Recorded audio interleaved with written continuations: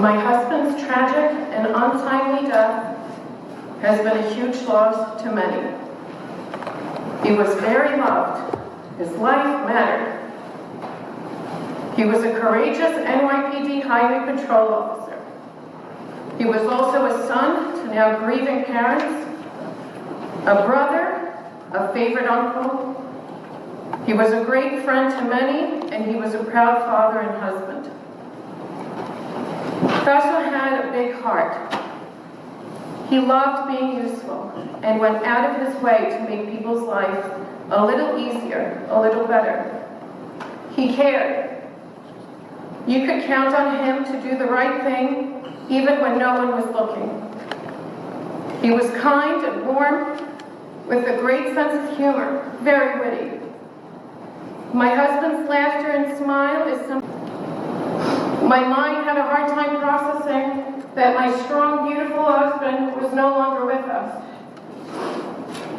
I was in shock until the thought of our children came to my mind and realized I now had to go home and tell my babies that their dad, that broke me. I begged and pleaded with God to stop the nightmare, to stop time.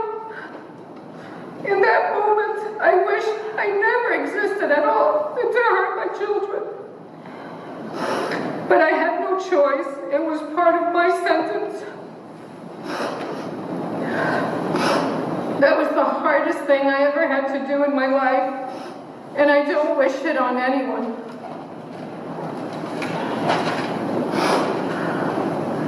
Telling my children and witnessing their devastation, unable to console them, is something that's been burned in my soul. I will carry it with me forever. Their hearts were broken, and I couldn't take their pain away. I could not protect them from this. While Jessica Beauvais was sobering up in a police station that morning, our world was collapsing. The tragedy of my husband's death was hard enough, but to know that it was all completely preventable is too much. Because of a single person's despicable actions, our family was sentenced to a lifetime of loss. Jessica Beauvais each time broke my heart.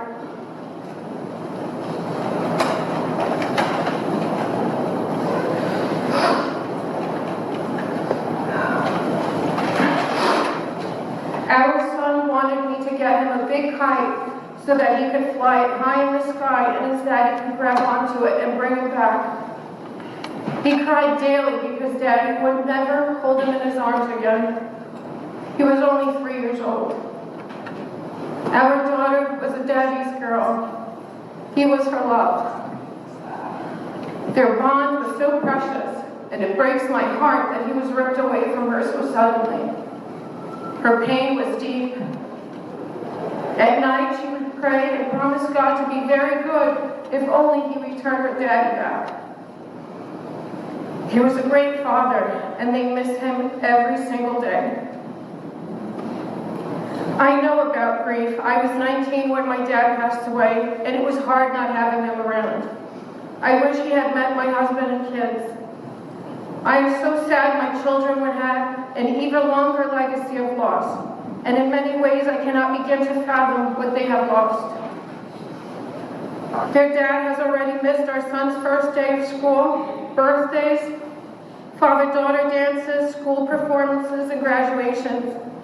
Each time he misses another special occasion and makes everything blindingly real. Our beautiful life is now just a memory. We are no longer whole.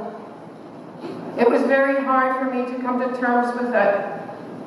He was ripped away from us so violently. Images of the event haunted me. They still do.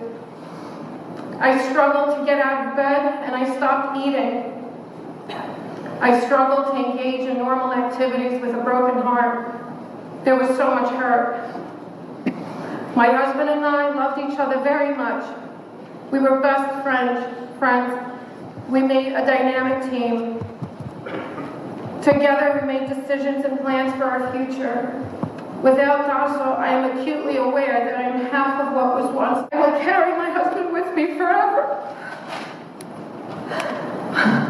Lastly, I want to address Jessica Beauvais' podcast. She made a podcast hours before killing my husband for the world to hear. I heard it too. I want to say that you cannot think, speak, and spread hate out into the world and expect good things to happen to you. You cannot wish harm on people and influence others to do harm and expect good things in return.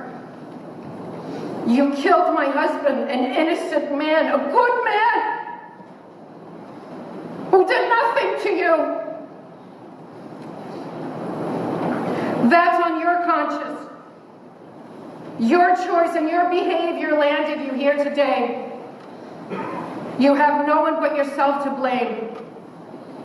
You truly earned every day you spent in prison.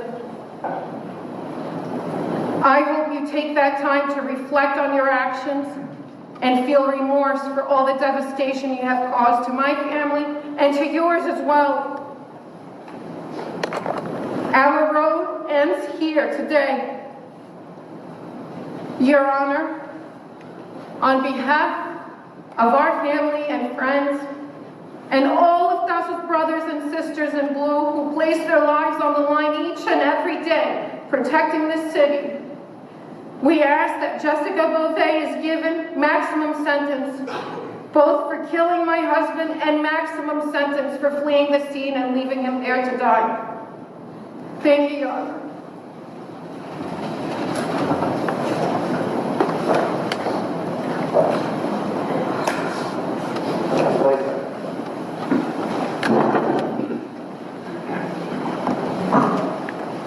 About that, we forget that police officers are fathers, their husbands, their mothers, their wives.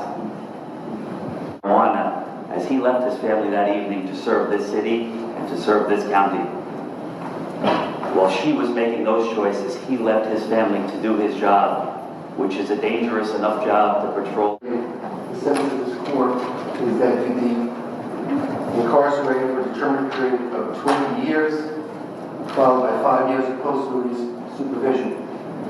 With respect to vehicle manslaughter in the second degree, the sentence of this court is that he be incarcerated for a minimum of 2 1/3 to a maximum of 7 years, to run concurrent with the first count.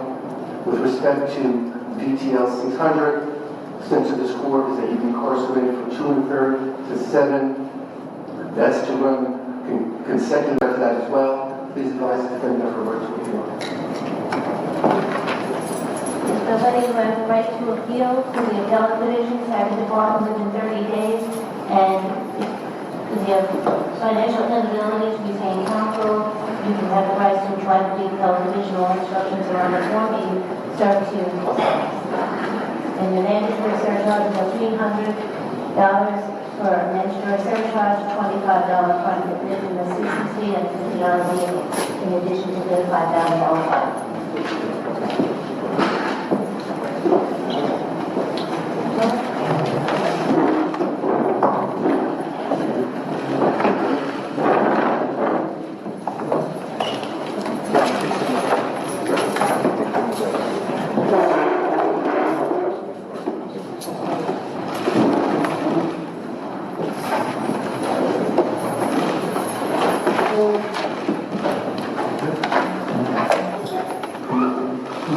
Members of the press, we can step outside.